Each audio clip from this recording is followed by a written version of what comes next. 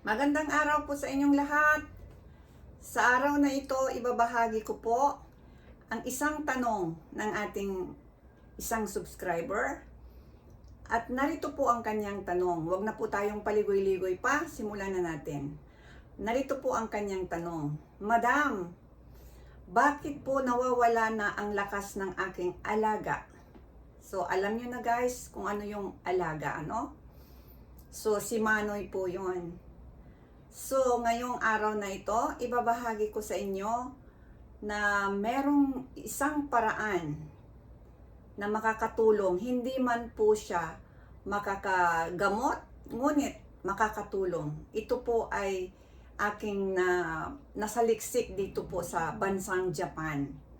So, ibibigay ko po guys kung ano yung gawin ninyo sa bagay o pagkain na ito. Alam nyo, ang pagkain na ito ay meron ito sa atin.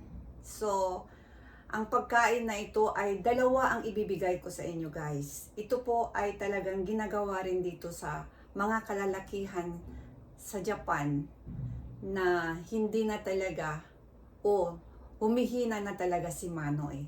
So, narito po ang tinatawag na bawang at sibuyas. So, paano itong gagawin, no, para makatulong sa inyo? Ang gagawin nyo lang po ay bumili po kayo ng bawang at saka sibuyas. At balatan po ninyo. Katamtaman lang po yung sibuyas na bilhin ninyo. Wag naman po yung sobrang malalaki, no? Yung katamtaman lang ng isang nyo lang, papak lang is papasok sa bibig ninyo. Yung maliliit lang.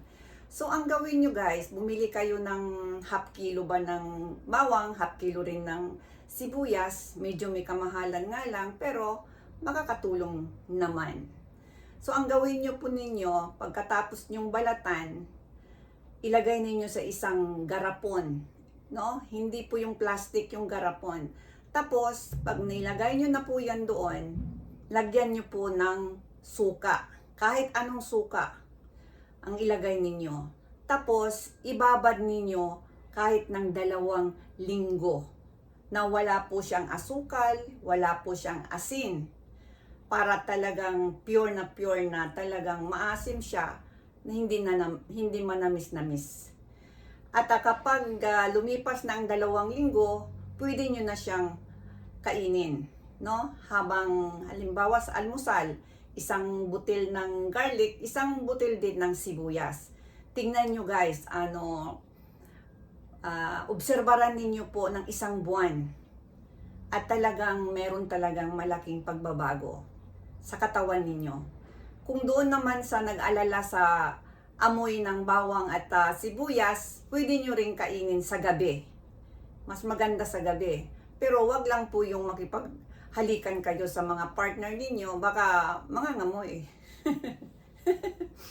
So, yan po guys, no? Kasi yan po ay nabasa ko dito sa kung saang artikulo yon sa Japan na talagang nakakatulong daw pagpababa ng ng kolesterol na ayon sa nakasulat. Pagbaba ng kolesterol. Kasi guys, pag mataas ang kolesterol ng isang lalaki o may diabetes na tinatawag, medyo naapektuhan yata yung sa kanya. Kaya ang maigi lang dahil merong may chemical itong bawang at saka sibuyas na ayon sa aking nabasa na makakatulong. At kapag ito po ay inyong ginawa ng tuloy-tuloy o kinain ng tuloy-tuloy ng 1 buwan, magkakaroon na po kayo ng kaunting pagbabago. Kaya yan po ang aking lamang isasagot doon sa nagtanong, no? So guys, sa araw na ito, yan lang po ang aking hindi ko na po papahabain. Baka naman sabihin niyo na naman na ubos na yung load ninyo, hindi pa tapos yung sinasabi ko. Kaya sa ngayon, maiksi lang ang video na ito.